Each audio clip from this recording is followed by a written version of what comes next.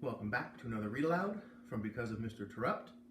And this time I decided to bring out my Mexico blanket, which always reminds me of my fun trips to Mexico, because I also brought out my Yosemite Yeti. In the last video I had my Yellowstone Yeti, now I brought out my Yosemite Yeti to remind me of the great honeymoon I took with my wife. This was one of the other stops we made, one of the many stops we made, and we picked up a little memento to remember our wonderful vacation. We got Diego staring out the window waiting for the read aloud, and we're joined by another one of my wife's childhood dolls, bears, whatever you call it. So I think we're ready. It's starting to warm up a little bit. Let's get into the story. Last we left off with Jeffrey's chapter talking about how he felt when the doctor came in the room.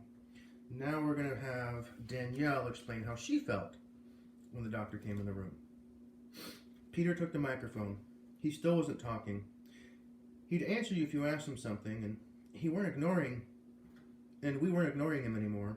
But for the most part, he stayed silent, and he never talked about Mr. Terupt or anything to do with the accident. I held my breath along with everyone else. At least, that's what it felt like. I remember the time I said we should invite the collaborative kids to our holiday centers. I saw Mr. T wipe his eyes after I said that.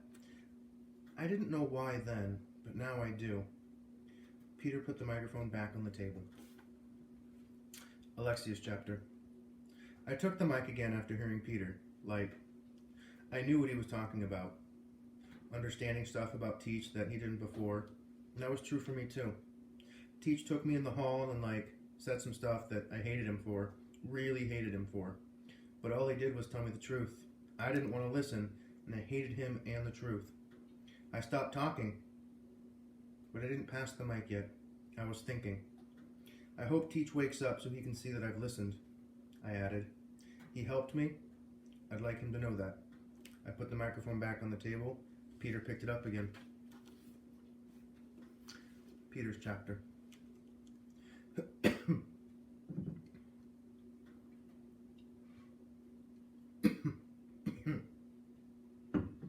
I decided to pick up the microphone again and say one more thing.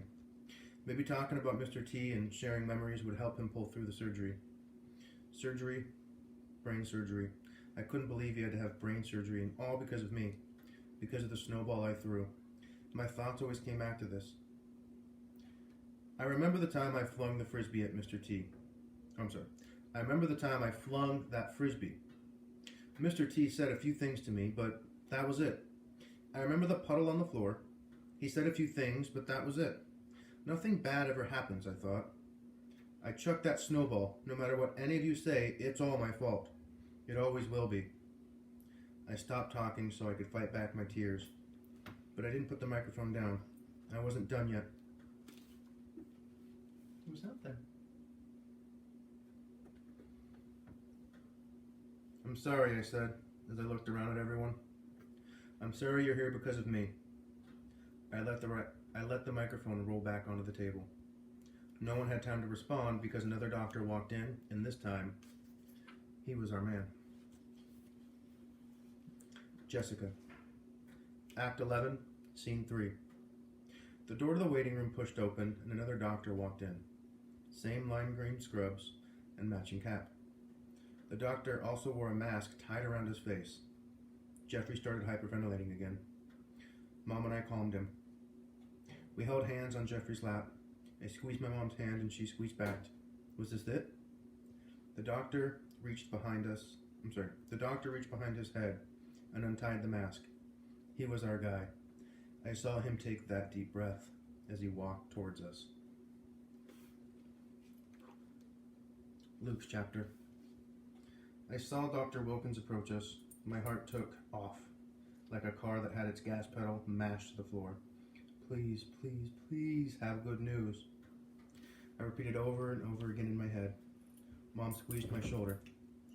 Dr. Wilkins found a chair and sat with us. Good news, gang, he said. Mr. Terupt made it through the surgery. Our faces broke into many smiles, and we let our breaths of relief. I gave Mom a little hug. We were able to stop the bleeding, but your teacher remains in a coma, Dr. Williams continued. Why? Anna said. I thought that if you stopped the bleeding, you'd wake up. Her voice rose and shook a little. I thought that's what was supposed to happen. Anna spoke for all of us, but instead of Dr. Wilkins answering, Jeffrey did.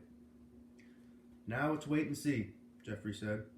He took a deep breath in and let it out slow. That the bleeding stopped is a good sign. Deep breath. But that doesn't guarantee Terupt will wake up. We have to wait and see. More deep breaths. More slow breathing. Why was he so anxious? His difficulties made me realize that he hadn't visited the hospital, but always seemed interested in my report. What's Jeffrey's deal? That's right. We wait and see and keep hoping, Dr. Wilkins said. Can we see him? Peter asked. No, not today, Peter. Mr. Terupt is in post-surgical room being watched carefully. Why does he need to be watched carefully? Anna asked, her voice barely a whisper. I thought he was okay now. We monitor every patient closely after a major surgery. It's normal, Dr. Wilkins promised. Mr. Terupt is doing well at this point. We sat there looking at him, like a team had just lost a big game. Hey guys, don't give up now, Dr. Wilkins said. This is when your teacher needs you the most. This is good news today. And then Anna came through in the clutch. She took the lead and said what we needed to hear. He's going to make it. Trust me on this one. Be positive. Mr. Terupt told me that once, and he was right. Jeffrey. It was wait and see for Michael, too. He didn't make it. That was when Mom and Dad's lives suddenly crashed down to different paths. I don't know if their paths will ever come together again, but it's okay to hope. I hope Terupt makes it. I'm trying hard to believe Anna's words. Jessica. Act 11, Scene 4. That was it. Wait and see. It felt so anticlimactic to sit all day expecting an outcome, only to find it was time to go home and wait some more. People trickled out of the waiting room at different times. Some of the adults left first, probably because they're more accustomed to being patient. Miss Kelsey and Mrs. Warner left, then some of my classmates. Only a few people were still sitting. Anna and Terry, Danielle and her mother. When Mom and I rallied ourselves to leave, Lexi and Jeffrey came with us. We were the ride home. Wait and see. Anna. The waiting room slowly emptied. Next thing I knew, my mom and I were sitting directly across from Danielle and her mother, with hardly anyone else around. I felt uneasy, knowing her mother hated us, but I took a chance. Danielle, can we pray with you? I asked. Danielle didn't hesitate a second. Sure, she said. We bowed our heads, and Danielle led us in a prayer for Mr. Terupt. It was a beautiful prayer, and afterwards, I thought her mother's eyes looked differently upon me. Mom and I left after that, leaving Danielle and her mother, Luke and his mother, Peter, Mrs. Williams, and Ms. Newberry. How close were Mr. Terupt and Ms. Newberry? Both without wedding rings? I didn't know. But my heart suddenly hurt for the teacher from across the hall. She was definitely hoping to have him back.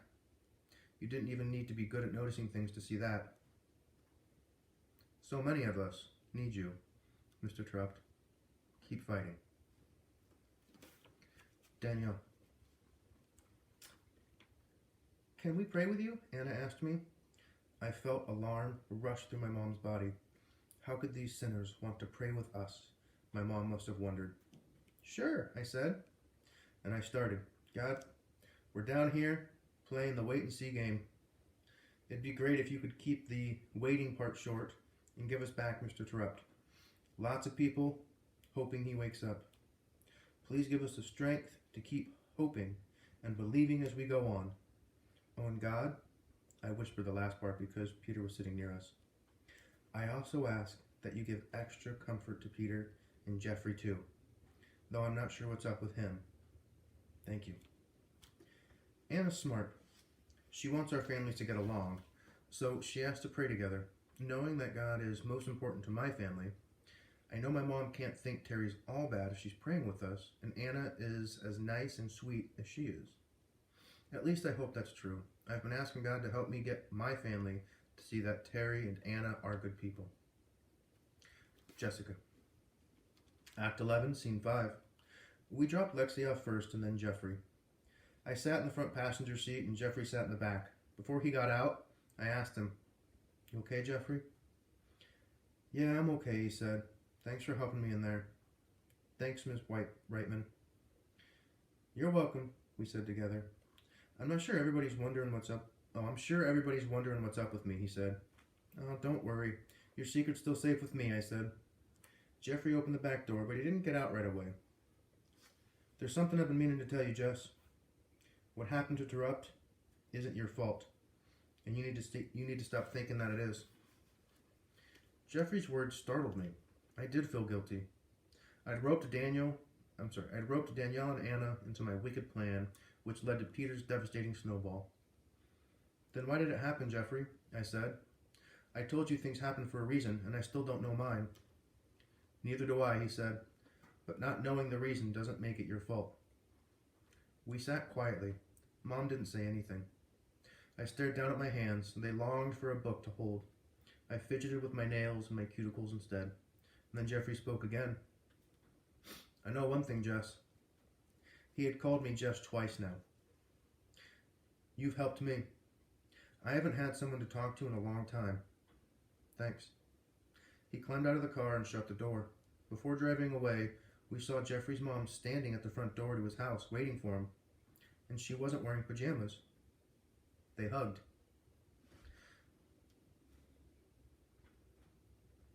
Mom and I had tears in our eyes as we drove away. More of Mr. Terupt at work. I just knew it. We hadn't driven very far before my mom broke the silence. "Jessica, I need to tell you some things that even adults have a hard time understanding. But I need you to try, okay?" I nodded and sat up straight in my seat to readjust my seatbelt.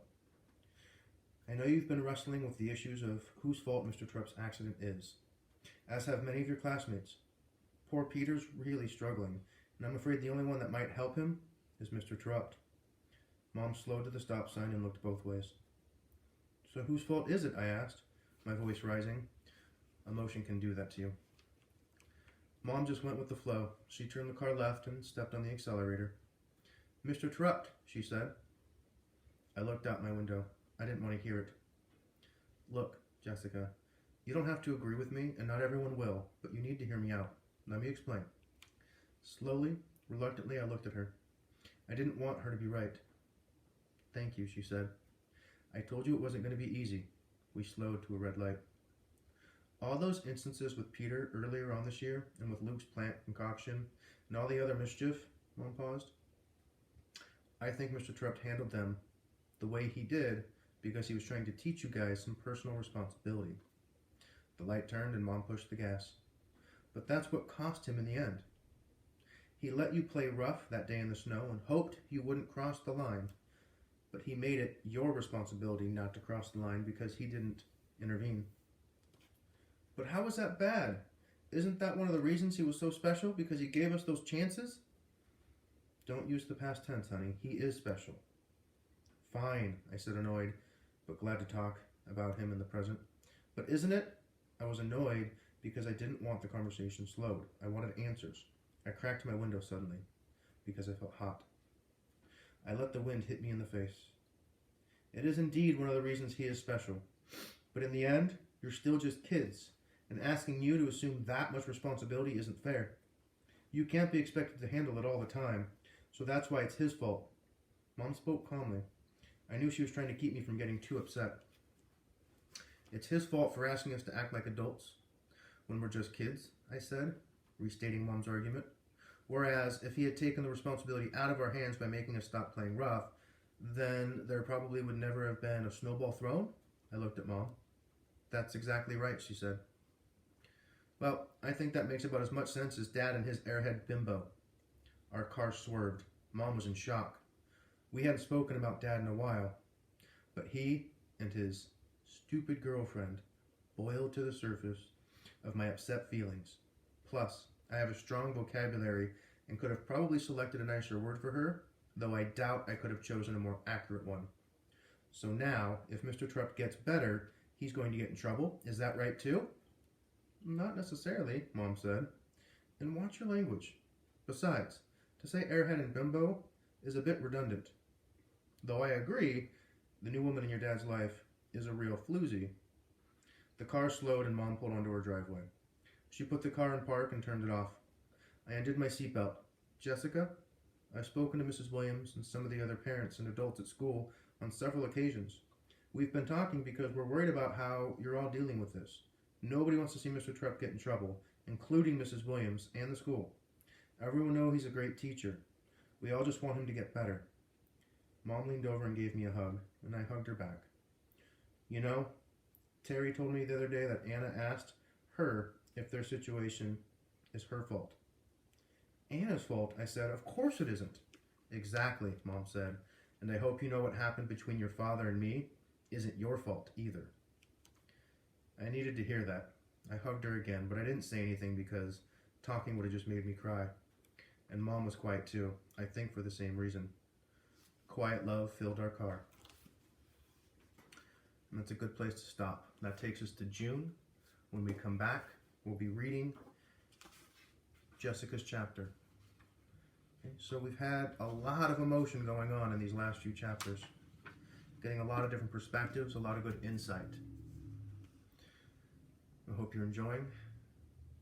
Have a great day.